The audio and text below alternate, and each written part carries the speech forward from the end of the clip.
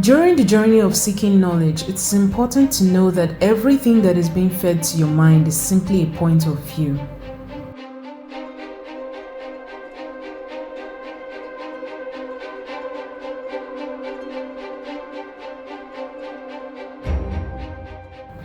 Skipping the preface or foreword of any book is the first mistake you'll make as a reader, and I'll tell you why.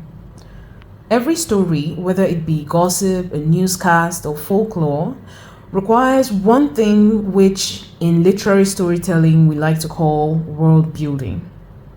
Now, world building in common sense is the art of creating a convenient general reference that helps to guide a listener or reader into understanding each and every sequential scene or situation that is depicted with the goal of passing an information across.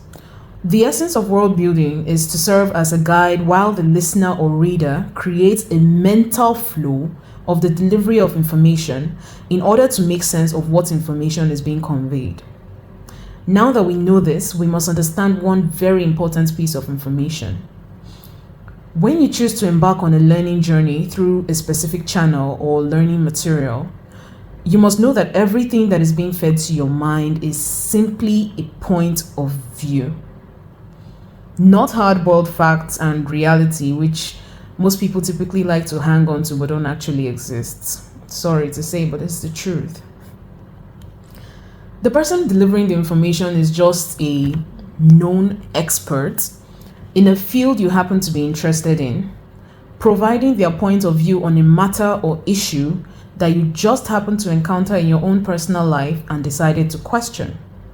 Think Kiki Palmer providing a point of view on how to get into the world of fame as a kid, or Leila Homozi giving a point of view on how to get things done even when you are not motivated.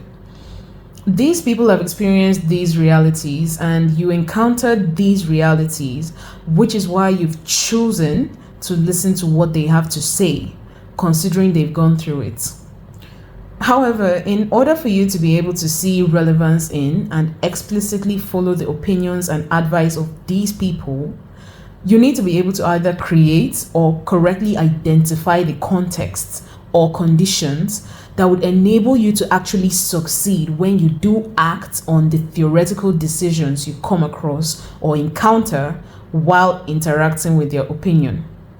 You have to take this really slow. And in order to be able to achieve this, your mind has to be just as open. This is not just how you choose books to read. It's also how you lay the foundation for success when you implement the solutions you expect from a book or from any other type of material.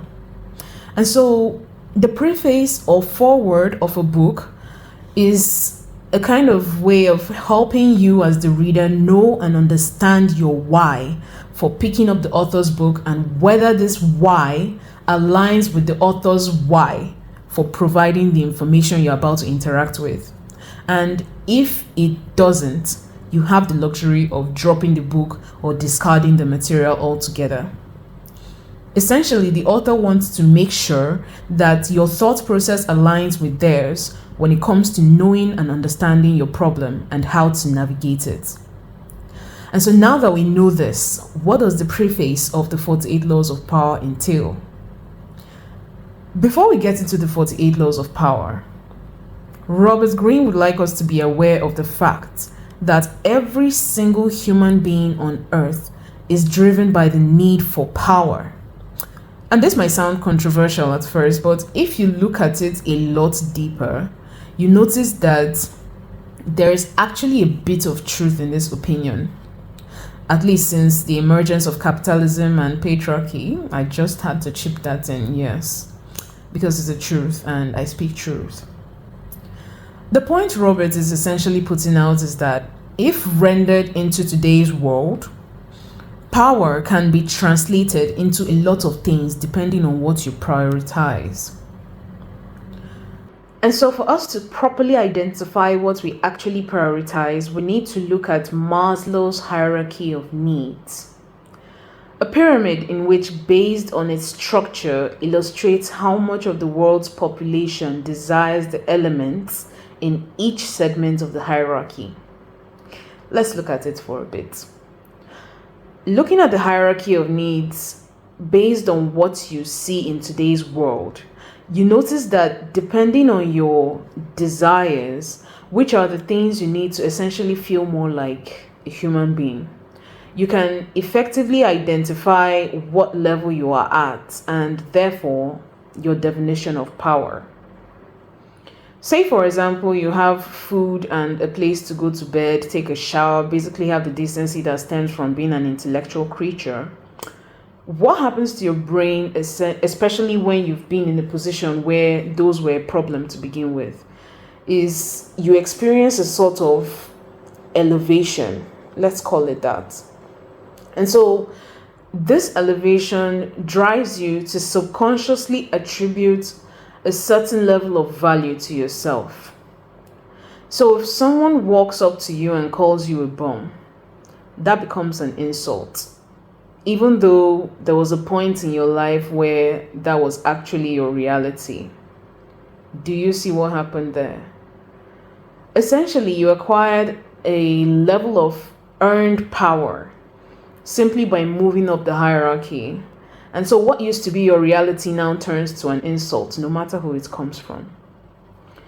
And so to avoid this mistake happening in the future, if you are a sensible, conscientious human being, your priority would shift smoothly to the next level, which is safety and security.